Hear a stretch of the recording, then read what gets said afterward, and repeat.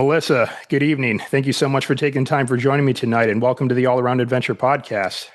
Thank you. So happy to be here, Josh. It's great to meet you. Likewise. And of course, you've been traveling for quite some time now, and I know you've racked up quite a bit of stories, and you've also had a chance to meet some incredible people. And we're certainly going to be diving into that as we get into this conversation tonight. But what I like to open up my guest episodes typically is just going back to the beginning. Every great story has a beginning. So that's where I'd like to start with you as well. So can you take us back a little bit here, and can you tell us just this passion, this travel bug that you have? How did you get it? Where did it all start? Can you take us back here a little? Sure.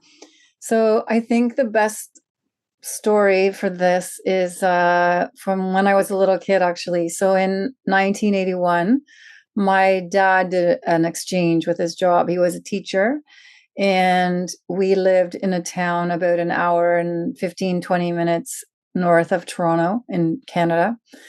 And we exchanged houses and jobs in Australia in a bush town called Roleystone, which is in Western Australia, just outside of Perth. So I think that when you're 7 years old, that's a pretty big deal. So yeah, we lived there for a year and we swapped lives basically. And we had to take this bush path to get to school, which was pretty wild for, kids coming from Canada. And then to get to this school, it was a school like with little portables and small buildings that was basically in the bush in the middle of nowhere. So that was pretty formative, I would say. And I was young, so I developed an accent quite quickly. And this was 1981. So parents were not helicopter parents. They were, I think my mom might have walked us a few times through this bush path. And then after that, you're on your own to fend for yourself.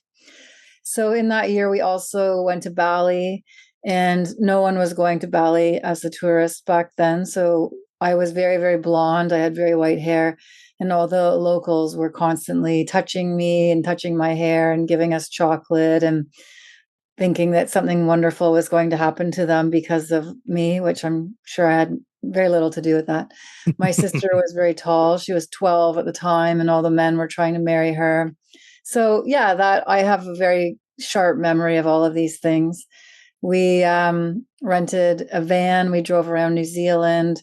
We drove around a lot of Australia and camped in the desert. I mean, Ayers Rock, there was nothing there when we were there in 81. It was desert. So we did this desert tour for 2 weeks, living in a van with people and or a bus. And yeah, there are hotels there now. It's like there's a community there now, but at the time there was nothing but a rock there. So we climbed that. So yeah, I have a lot of very, very big memories from that year. And I would say that that probably formulated some big habits for me. And my dad was always saying, you can find life anywhere. And we stayed for a year. We always asked him if we had stayed for 2, would we have come back? And he said, no, we were so ingrained within the year. And it's so funny, right? Because, we were young, so we cried when we knew we had to go to Australia and leave all our friends. And then at the end of the year, we cried knowing we had to come back. So everyone adapts, life can be found in lots of different places. So I would say it started there. So now your hometown north of Toronto, do you think it's pretty rife with world travelers, or were like you and your family going abroad to Australia? Were you a little bit of an anomaly of sorts amongst like the rest of the people of your hometown?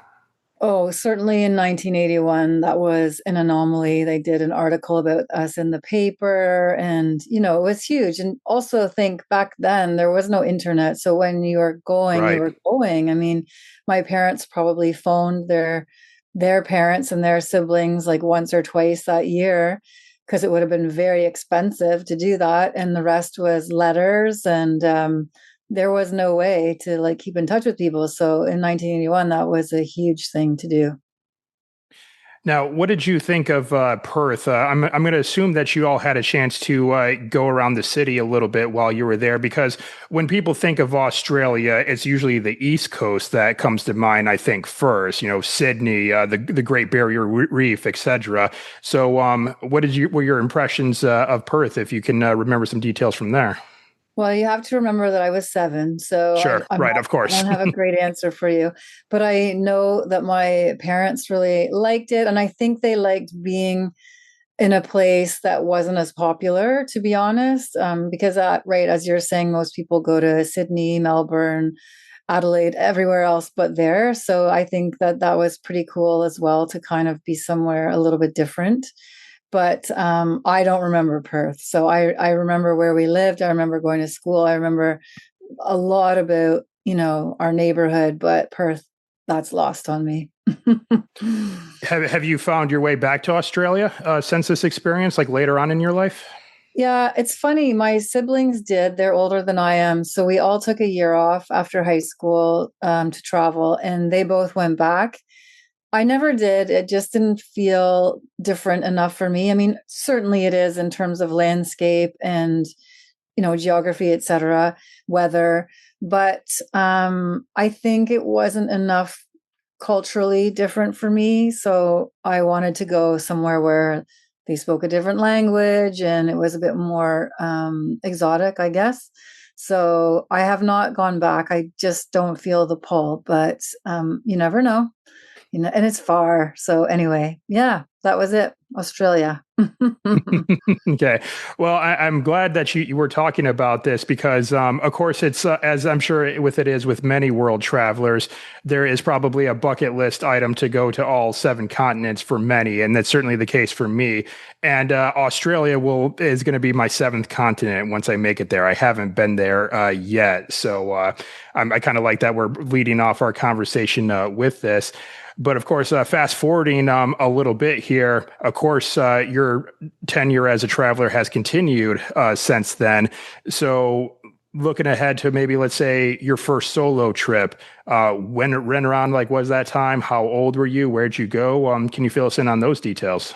Yeah. So my first solo trip, I was 18 or 19. I went to Europe by myself. I had gone to Belgium in high school for a semester and we learned French in school anyway in Canada, but not everybody sticks with it. So I did a semester there. So my French was pretty good, but I think I was 18 or 19 and no, I just turned 19. So I backpacked around Europe for a couple of months. But I had no idea what I was doing. I was without insurance. I had no idea that guidebooks existed, like Lonely Planet and things like that. So I was totally winging it stupidly and I survived it somehow. But yeah, so that was the first time I did a solo trip. And I think because of that, because I was fairly ill prepared, it kind of scared me a little bit, solo travel. And then after that, when I got into my 20s, I discovered these companies that did group travel. So companies like Intrepid, G Adventures, places like that where you could go by yourself, but you're with like 10, 11 other strangers and you're still doing pretty local travel with like local buses, local accommodation, local places to eat. Um, so I dialed into that because I've been a little bit traumatized, I think, from my European solo expedition. I mean, it was fine. I have actually really nice memories from that, but I was also like, I had no business traveling by myself at that point. Like, I was so dumb. But anyways, you live and learn, right? Yeah, always. Yeah, we're always living and learning, especially as travelers and adventurers. Yeah. But of course, like you did mention that, there was a little bit of fear early on when you started traveling. And I don't want to put words in your mouth, but I'm going to assume that maybe to an extent, maybe there still is from time to time, especially as you go to new places. Now, I will kind of want to expand on this a little bit because I have a lot of women in my life and women who listen to this podcast who that is a concern of theirs, that they want to go out and travel the world and see these amazing places that they see on Instagram and so forth, but oftentimes they're afraid to, especially by themselves. So could you maybe speak to them a little bit here for any women out there who want to get into traveling and seeing the world? Any advice for them on how to maybe do so safely and to kind of, I guess, put their mind more at ease, for lack of better terms, right now? Oh, yeah, certainly. I mean, the world has changed a lot since I was 19. So I think that now it's a very, very different place. And the reason that it's different, obviously, is the internet. So I do now do a combination of group trips, solo trips, trips with a partner, and I do like that variety. But when I do a solo trip, my tips for that are to make yourself as busy as possible. And that is for me how I do it. Not that you have to be doing something all hours of the day, but every day to do something where you can still meet people and interact with people. And it's so easy now. Like a couple of years ago, I spent 2 weeks in Mexico and I was on my own. So I went to Oaxaca and I just made sure that one day I did a walking tour so that I met somebody local. I met a few travelers. I didn't connect with anybody. There wasn't any friendships formed there, but I think it's still important to like not be alone all the time. I did like another something the next day. There's like food tours, walking tours. I went out one night with a guy on a tour, a local guy who like picked me up in his truck and a couple of other travelers and took us to all these like local beer and taco places that a regular tourist wouldn't find. So I think the world is very different now in that you can sign up for 8 tours a day if you wanted to, for an hour at a time, and you'll be with people. You'll feel less isolated, less afraid maybe to go out and do things. So I think that that's a really cool thing that exists now for men and for women. I mean, not a lot of men love to be on their own all the time. But I think you meet people. I mean, it's a big myth to think that if you go solo traveling, you'll be alone. There's sometimes too many people. You can meet people all day long, and sometimes you don't want that either, and you need a little time to yourself. So I just think like setting yourself up with the things that you want to do, you want to see. There's always a tour, a day trip to like accommodate that. And it's easy and it's fun, and they set it up for you and you don't have to worry about things. So that's one thing. And then the other thing is what I do is like, I'm very much into active travel now, but I go with a group, like a company. So I go there on my own, but then I'm with like a group of strangers that you now travel with for a week or two. And to be honest, I've had very good luck. I've met the most amazing people doing that. You can still kind of feel like you're on your own because you're not with anyone who knows you. They always put in some like independent time, but there's the safety of numbers, right? So there's so many ways to travel. And now you can never get lost with like GPS. It's probably the safest time it's ever been for women to travel. So I would never let that hold you back. And it's fun. Like sometimes you can have moments where you just feel so happy to be on your own. I did some hiking in Italy on my own for a week, and I had moments where I was like, isn't this cool that I'm just going to like jump into the sea right now without having to check with anyone if that's what they want to do? And you just have the freedom and independence to do whatever you want. I mean, that's pretty great that we have the privilege to do that. So yeah, no excuses really, I don't think.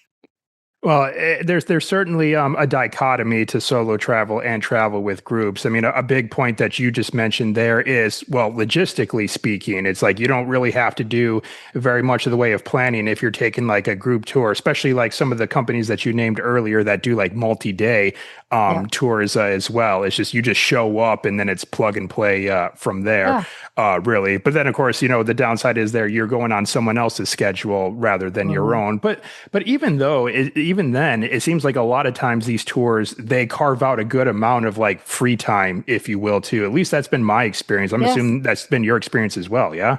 Yeah, totally. And I think it also teaches you how to travel these trips. Like it kind of, if you pay attention, yeah, you can kind of pick up on, ways to get around and how they organize it. And I think there's a lot of value to these trips. I mean, yeah, and you certainly have your own time you don't have to do everything that everyone is doing. And as you were saying, like trip planning can be very overwhelming and very tedious. And if you only have a couple of weeks to spend somewhere, maybe the last thing you want to do is be constantly like planning, and it's tons of work, especially if you go by yourself. So pros and cons to everything, but I do think those small group trips are pretty amazing actually for independent travelers. Absolutely. One thing that you did mention early on is that as much as you and your family enjoyed being in Australia, you kind of felt later on that you maybe want to shake things up a little bit, maybe be around like different cultures, different languages than your own. And I'm probably going to go on a limb to say that when you did go to Europe, as you described, it was probably well before we had conveniences like Google Translate or things like Babbel and Rosetta Stone and all these language learning software platforms out there. So how did you kind of sort of navigate those kinds of changes early on in your travels? Yeah, I mean, I think Europe, we're pretty lucky because a lot of people there speak English, but when I was 19, certainly it's not like it is today. I would say the language barriers have been the craziest when I was in Southeast Asia, Thailand, Laos, Cambodia, Vietnam, China. That's interesting if you don't always speak the language. But Europe, I don't remember it being super hard. But when I was 19, yeah, there's enough English there. But certainly in other places, like, I've been in Nepal and other parts of the world where it's just like there's a lot of charades going on. Yeah. So overall, so far, let's see, what was it that I wanted to ask you? I guess I'll say like if you can recall like maybe like any sort of like misadventures, because I think like a lot of times a lot of travelers like to share the highlights, and I think a lot of people like to hear the highlights. But also oftentimes, me personally, I've kind of found that sometimes the misadventures are usually like the most fun stories for me to tell. I mean, even though they may be situations that weren't comfortable or great in the moment, looking back on them and says, that was actually kind of funny. Like the time that I got lost or the time that I got food poisoning or whatever the case may be. And I also find that those are also where I learn the most amount of lessons, not just to become a better traveler, but maybe just to become a better person or just to shore up like certain parts of my character, as I say. So can you recall like maybe any misadventures from your travels that might have like shaped you like in a way for the better? Yeah, totally. I mean, you don't get great stories from things that go well, right? There's Right. nobody really actually wants to hear about that. Agreed. Yeah, tons. So, I have this book that I just wrote. It's called The People You Meet, and there's a misadventure in there that I will share with you. So, I was traveling with a partner on this trip, and we were in northern Laos. And this was a long haul trip, like several months. And I'm a pretty active person. So at some point, when you're on buses and trains and whatever every day, you feel kind of gross after a while. So I decided we needed to do like a multi-day hiking trip. So we did this thing in northern Laos. And when we signed up for it, um, the tour, we'd had a few beers. And so we were like, whatever. And the tour operators that we signed with, they didn't speak very good English actually, and they kind of hinted that there was going to be leeches and there would be bees. And I was like, "Oh, come on, it can't be that bad. They're not going to drag us into something that's like infested with bees and leeches." So off we went, and it was like a Stephen King novel, to be honest. So for one thing, it was excruciatingly hot, and anyway, we'd be hiking through like jungle. Like one of the guys that was with us, we had like a couple of guides and a couple of cooks, and that was it. And they were actually like hacking down the jungle with their machetes as we walked along, and the leeches were just literally crawling up your body as you were hiking, up your pants, up your walking sticks, falling on your hands from the bush. It was horrifying. And there was a guy in front of me. He was from Malaysia and he was wearing shorts, sadly. And I remember walking behind him, and there was just blood pouring down both of his calves because he Oh had like goodness. 5 or 6 leeches on each leg. And you just couldn't keep up with them. It was disgusting.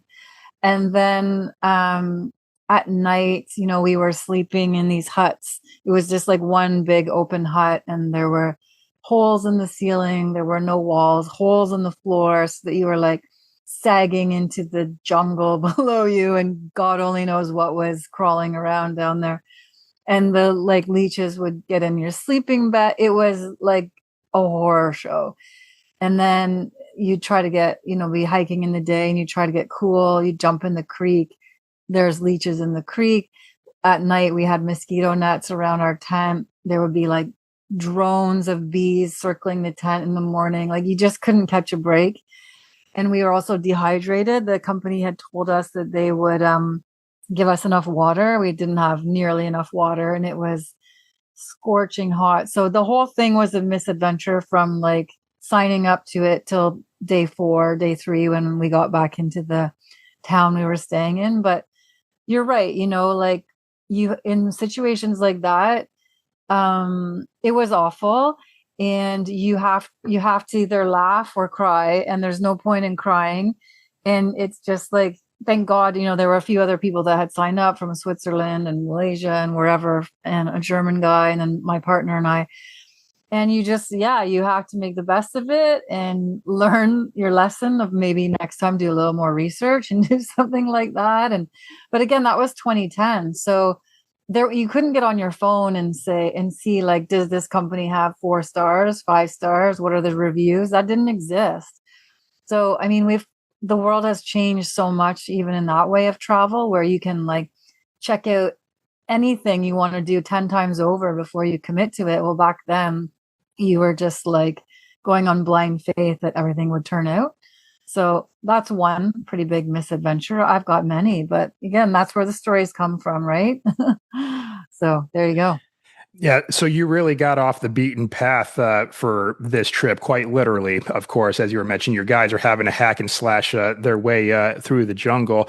And sometimes I even feel like getting off the beaten path is how I like to go about traveling in even more developed areas. A good example, if I may share with you, is that when I went to Edinburgh, Scotland, for instance, of course, you got Edinburgh Castle and all these other kind of like major landmarks that draw quite a bit of tourists. And I was there with a friend of mine, but just before we went to Edinburgh, we had spent 5 days hiking overland in the Scottish lowlands before we actually went there. And so we were kind of still in that like isolation phase where we were just kind of by ourselves for 5 days straight, hardly saw a single soul during that time.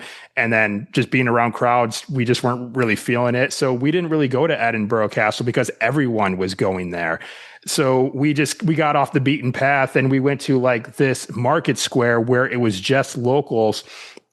And this is going to be like kind of a strange occurrence that I'm going to tell you about, but we went to this candy store that was run by this man who owned this place for years, and he made his own specialty hard candy out of this Scottish orange energy drink called Iron Brew. Like he loved this stuff, and so he made like gumdrops, suckers, and all these other stuff like out of this Scottish energy drink. And I just thought that was such a really cool occurrence because we met a business owner who was passionate about something and was just telling us his story and what it's been like having this shop there.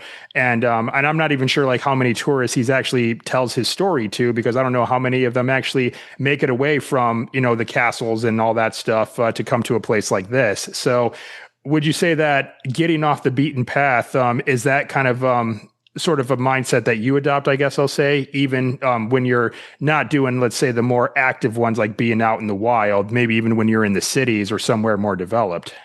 Yeah, I always love the path unknown, and I love alleyways in a city where no one else is. And yeah, certainly I love all that stuff. but what your story actually made me think of something.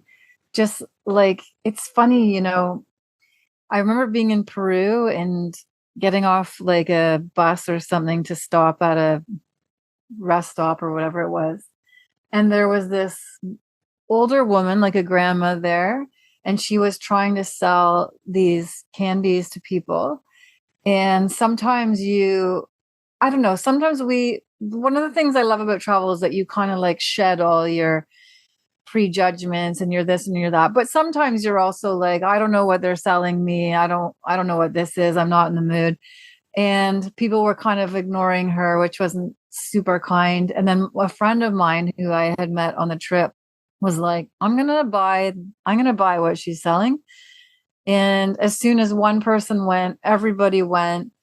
And these candies turned out to be like so delicious. And then she just started telling you all these lovely stories in her very, very broken English. I mean, she barely spoke English, but there was just something about her. And when you said that about meeting this guy who is kind of off the beaten path, I went immediately to that story, where it was this woman in the middle of nowhere, and just how one person like deciding to interact with her opened up a really cool like encounter with her. And just, yeah, how like we have to trust and just sometimes embrace these people and embrace the moment. And it's just interesting, right? Like who you end up interacting with when you let your guard down a little bit and like see people in a different way. So yeah, and those are the off the beaten path stories, like there's a reason why certain things are touristy and everyone goes. And of course, there's things that we all want to see, but the off the beaten path stuff is the best, it's the authentic stuff, the real life. And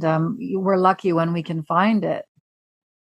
Well, I also think to a degree, I guess maybe lack of better terms, I'll say, is lower your standards a little bit. And an example I have there is I actually was a Peace Corps volunteer. I lived in West Africa for 2 years Wow. in a very rural village in the Gambia, which is the country that I lived in.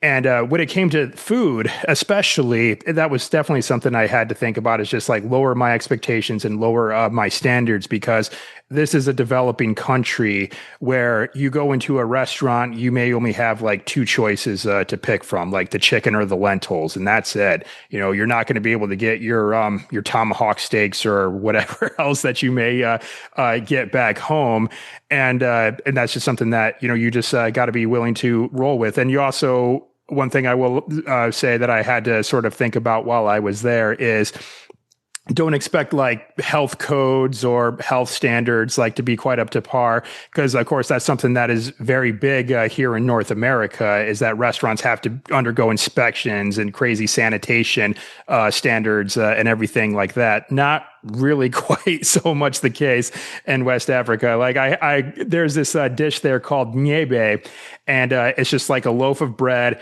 and they cut it down the middle, and they just fill it up with like beans, sauce, onions, and just stuff like that. So it's a bean sandwich is what it is.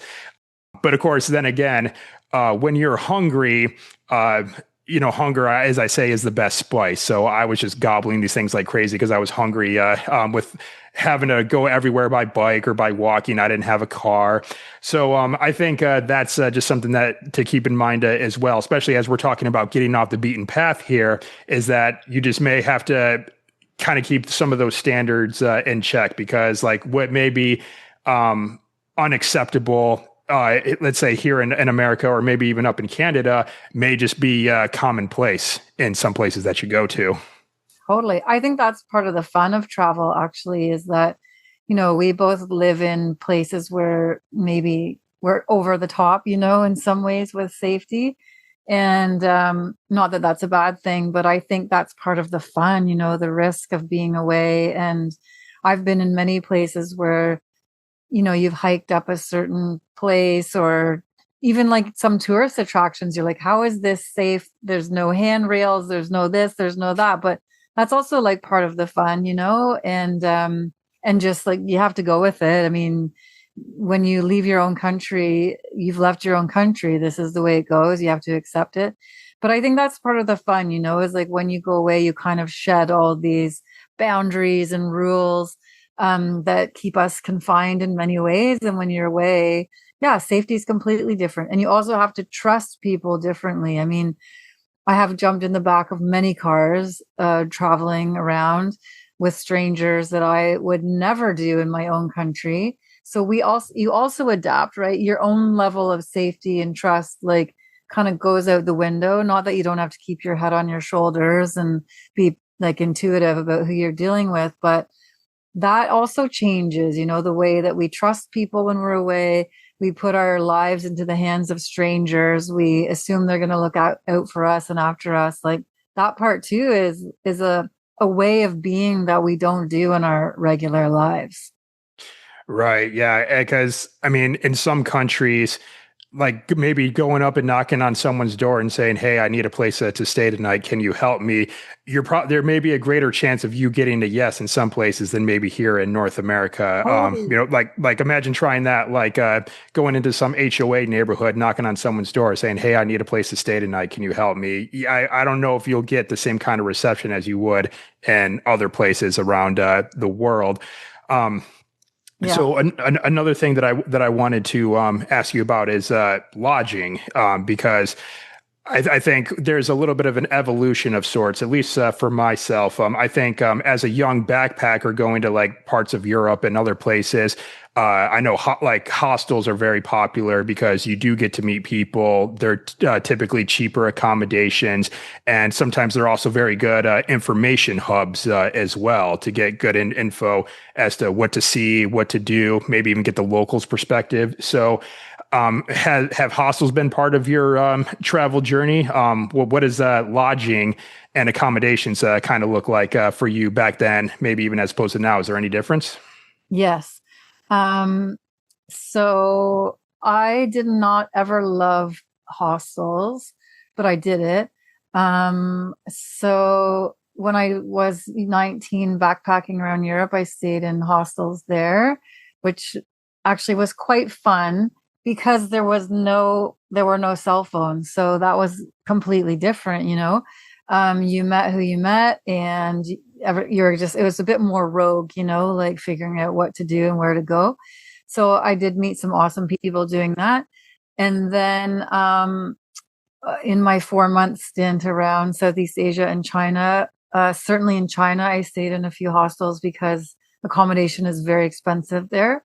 So that was interesting, but I do still stay in them now. I'm 50 now, so it's changed a little bit. But to be honest with you, hostels are not cheap anymore. Sometimes Oh, they're as really? much as a hotel. Yes.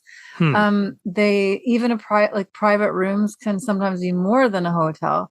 Wow. So that is a myth that they're still cheaper. Some places maybe, but not, they have changed. But yeah, can still meet some pretty nice people, and um, I still like that sort of like communal feel. I just stayed in one actually a month ago in Canada in Prince Edward Island. And and there is still that like shared feeling, of adventure with people that are in your room, and I do get a kick out of it, but I've never loved hostels, to be honest. Sometimes I find them too overwhelming. Like, I stayed in one in Chile in Santiago, and I sometimes feel like you show up and you have all these people suddenly looking at you, and I don't know, it can be a little bit intimidating. I find if when you're on your own, it's a little bit like too many people, too much energy. But there have been some beautiful moments for me too, like sharing a beer with people and just, shooting the breeze and just finding out little tips and tricks for where you're staying. That part can be super cool. But I have a love hate with hostels, I'll tell you that. Yeah, I've definitely had my fair share of, pretty cool moments, but also not so great Yeah. moments. Also, it's like for me, I stayed at a hostel in Tel Aviv, Israel, one time, And there was actually like someone who had been staying in this room for like almost a month up to this point. Like he literally had like a dresser and all this furniture like set up in his side of the room. And then of course, but then that was one thing I kind of noticed, that there was like a lot of like homeless people who would probably scrounge up just enough money to like get a bed for the night and a shower and stuff like that. So it certainly was not like what I was expecting, like as I've seen from other hostels, like we've been discussing, like other travelers, backpackers, people who, have their stories. They were all like locals who, like I said, were able to get enough, maybe get enough money to stay there for a night or so. And then, and I noticed that some of them were very like intrigued to see like my camera, my GoPro, and all this other stuff that I had. They're like, "Ooh, that's such a nice camera," and I'm like, should I take this with me when I go to dinner tonight? Probably. Yeah. So it's been a mixed bag for sure when Yeah. it comes to hostels. But of course, as we've been discussing throughout this conversation, you do get a chance to meet a lot of amazing people, and I think that does kind of get you a little bit more ingrained with the local culture as well. And so, what I want to kind of ask you about next is actually what was it like kind of returning home from some of these early experiences? Because I think sometimes reverse culture shock is a very real phenomenon that many travelers experience. And for me, coming home from West Africa, I think a lot of it was just like the overwhelm of availability. Like I said, I was mostly having menus that had two dishes on them, and then suddenly I get like menus that are like a kilometer long with with food choices. But what has it been like for you, just kind of coming home after some of these more in depth and more involved trips that you've had? I remember coming home once. I think had been in Nicaragua or somewhere in Central America, and I remember feeling kind of disgusted here with grocery stores and seeing when you walked in and you were like, there's all this abundance, there's too much food in this Canadian grocery store, having just been somewhere where there was barely anything and people could, only there was like, yeah, it was limited. So I just remember feeling, wow, we have too much. And some people have the bare minimum in a grocery store. And where's all this food going? And it's wasteful and things like that. So I have had that experience. And then, but reversely, I had been away for 4 months. And the last country was in for that 4 month stint was China. And the 4 months have been intense, and that's what my book is about. And just hot and tiresome, and you're almost in survival mode sometimes when you're like traveling for months and months on end.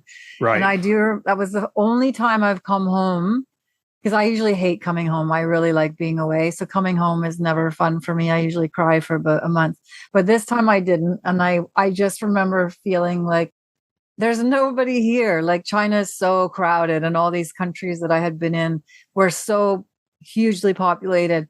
And I remember coming back to Canada and being like, there's no one on the street. There's nobody here. Like, and it smells like beautiful, like fresh cut grass, and it's clean. And so that was the only time where I'm like, thank God I'm home. Like I needed to regroup with like my own country, to be honest. And that's not common for me, but I was over it. So that was like the only time where I'm like, it's so nice. But I find it very challenging. Like I live in a big city, and if I've spent any time in the mountains or being outside consistently for like a week or two, and then you come home and you're like on a subway and on a streetcar I find that very, very challenging to come back to this life. It's very shocking, actually, that I hate that. Yeah, I certainly know what you mean. I mean, I've even experienced that just like traveling here stateside. So a few years ago, I'm actually from Michigan. I told you I live in Texas now, but Michigan is my home state. And I actually through hiked across the entire state. Like I walked across the entire upper peninsula and the entire lower peninsula a few years Wow. back. And I just remember that when there would be like you could hike for maybe hundreds of miles without seeing a single soul out on the trail with me, because I did it more towards like getting into fall. So at this point, schools were back in session, and a lot of the summer travelers were done traveling for that part of the year. And but then I get to like a very heavy touristed area. We have Tequendama Falls near the east side of the Upper Peninsula, and it's one of our major tourist attractions in Michigan's Upper Peninsula. And I was just so overwhelmed because like not seeing a single soul on the trail for like over 100 miles. And then suddenly, bam, it's just like there was no leading up to it. And I think that's kind of sort of the tough thing about coming home, is that sometimes the contrast is just so stark that it's just you're pulling a 180 like over the course of like a single day of flying. But I think sometimes maybe the changes should be a little bit more gradual. Sometimes I would even say it's like harder for me to adjust coming back from a trip where from a place that's entirely different from my own, versus when I actually go there. Because when I go to like some of these like more drastically different places from where I'm from, I do feel like I kind of hit the ground running pretty well. I just feel like my senses, everything is kind of sharpened more towards a razor's edge. At least that's been my experience. How about you? Do you feel like you can actually adjust pretty well now at this stage of traveling, that you can just hit the ground running in most places that you go to? Yes, I feel the same. I feel like you have to kind of, because if you don't, you lose a bit of time. I'm not one of these people that has to ease into anything when I'm away. I feel exactly like you do, that I'm here, I'm ready, let's go for it. Is there any other way? I don't think so.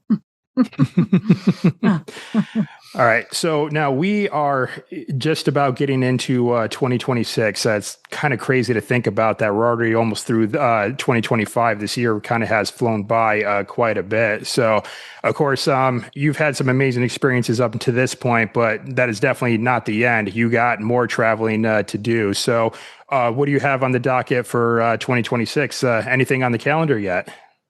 Nope, I don't. It's the first time I've ever not had a trip looming. Um, I have been, I wrote a book this year, so that's taken up a lot of space for me.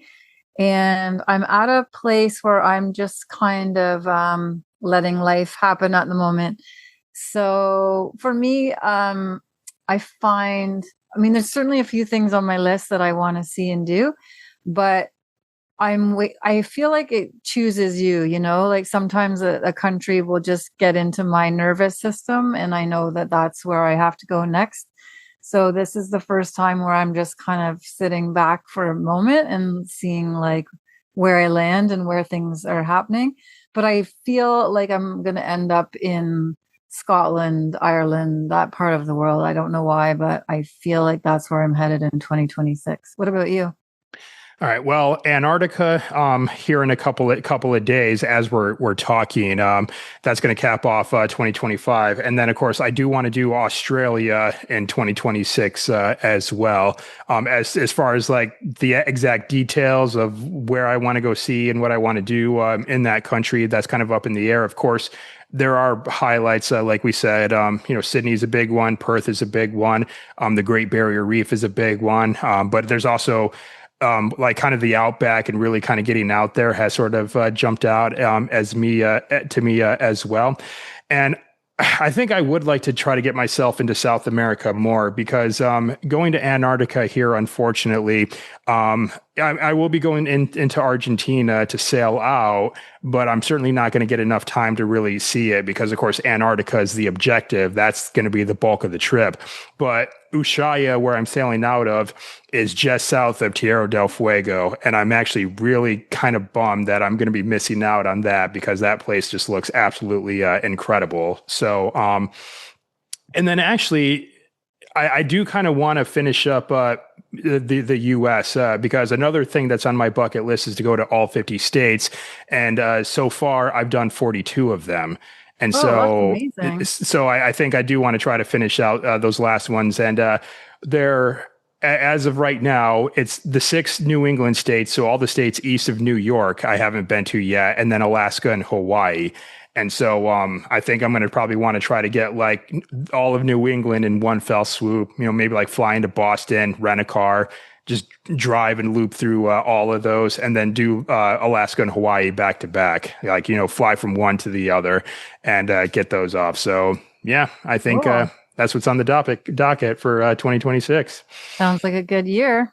Yeah, I can't wait. All right. So as we kind of start winding down our conversation tonight, Melissa, I do want to give you a chance here to tell us a little bit more about what you have available. Like you said, you are a published author. You have a book out there right now, and I know you've done some podcast work in the past, and you've done some appearances elsewhere as well. So, yeah, can you kind of fill us in on, what's your give us a synopsis of your book and where we can find it, and where else can we find you in the internet space and connect with you? Cool. Yeah. The book is called The People You Meet, and then it has a fun subtitle of Luxury Leeches, Love and Lao Lao, with a host of interesting characters in Southeast Asia. You'll have to read it to figure out what all that means. So basically, this book was created from email. So in 2010, I was 35. I quit my job and went with a partner who worked in luxury travel. So we went over to Southeast Asia, and the purpose for him was to make some business connections at these luxury hotels and to figure out some like travel routes for potential customers down the road. And I was basically just tagging along. So I will say that only 10% was luxury. This was a 90% backpacking extravaganza. And it was amazing. But for me, I lost a little bit of, I guess not lost, but I started to get a little bit cagey around week 3, week 4, because I didn't really have a purpose. I mean, it's different when you're there and he's like sort of on a mission, but when you're just sort of the person tagging along, it can be a bit weird after a while. So when we would be on these long like buses and trains, and some of them were 18 hours, sometimes 36 hours, I started creating these stories in my head about what we were seeing and doing, the people we were meeting, the adventures, et cetera, et cetera. So this was 2010. We didn't have like cell phones to keep in touch with people. So once a week I would go to an internet cafe or find a hotel with a computer in it. And I would send these emails home to people about, these stories I had created, and they started sending them to their friends and family, and everyone loved them and wanted to hear more. So long story short, 15 years later, I edited these emails and I turned them into this book. So the book you can find on Amazon. It's a really fun, easy, fast read. It's very honest. You will also learn about this part of the world, the history, geography, the food, the people, the culture. But I write in a style that will make you feel like you are with me on the journey. I speak directly to you. A lot of people feel like they were right there. And there are some things in there that you'll be happy that I did, and you don't ever have to do them. So that's been a really fun thing to do. And it was funny actually when you were saying about like hitting the ground running. I had a flashback to the night that I went from, well, it was 36 hours door to door from Toronto to Bangkok. And I landed, I think, at like 2 a.m. And by 2:30, I was like at a market eating food. And my partner had got there before I did. And he's like, you just got here and you're already like trusting everything and eating street food at like 2:30 in the morning. And I'm like, that's what we're here for. And it's like, I'm hungry too. I'm hungry, like, darn it. let's do this. Yeah, I was starving.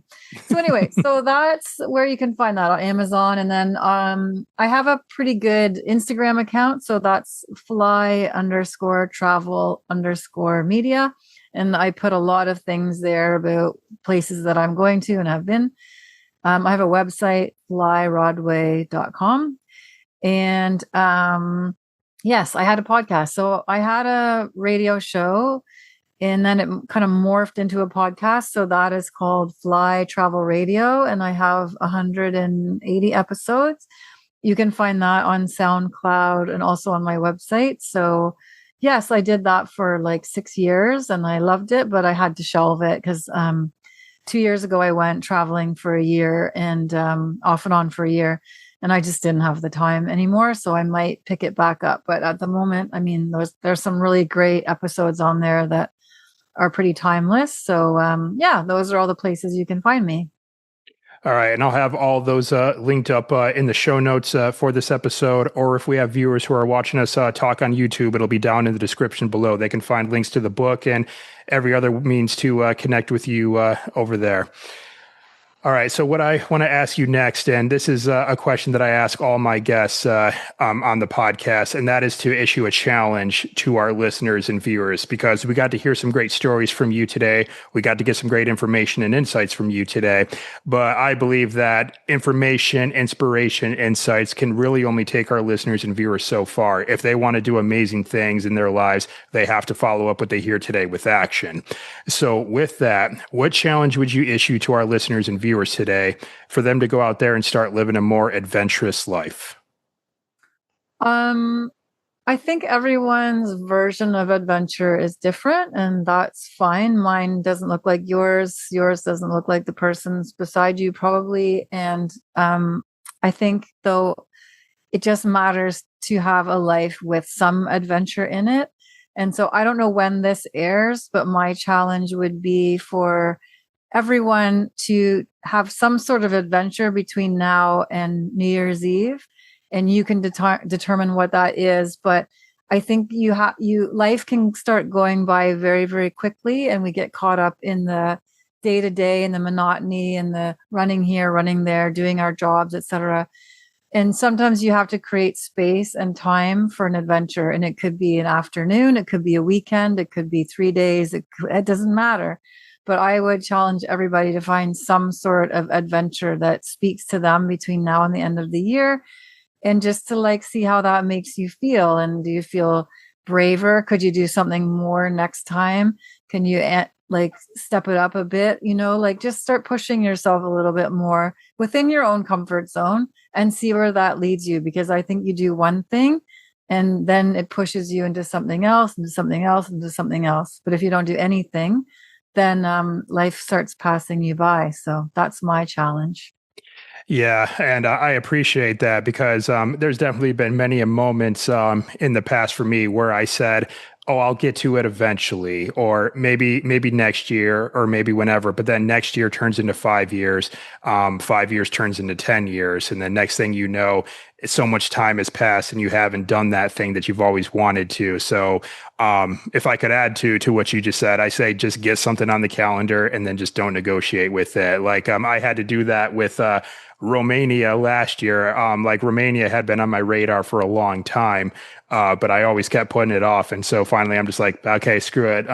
This day to that day, week and a half, I'm going. And then it's like, and so I just put it on the calendar, and then I just plan my life like around that trip, where I feel like oftentimes like the trap that many of us fall into is we try to plan trips around our lives, but maybe if we try invert that approach, then, we can actually go out and do these things. Yeah, that's awesome. I love that. So true. And you know what? The thing too is that the things you wanted to do 7 years ago, you might not want to do them now. So you have to do them when you want to do them, because you change, right? Our priorities change. The things we want to experience changes. So that's another thing. It's like we evolve as people. And yeah, you got to kind of seize the day when you feel that that's something that you want to do. Absolutely.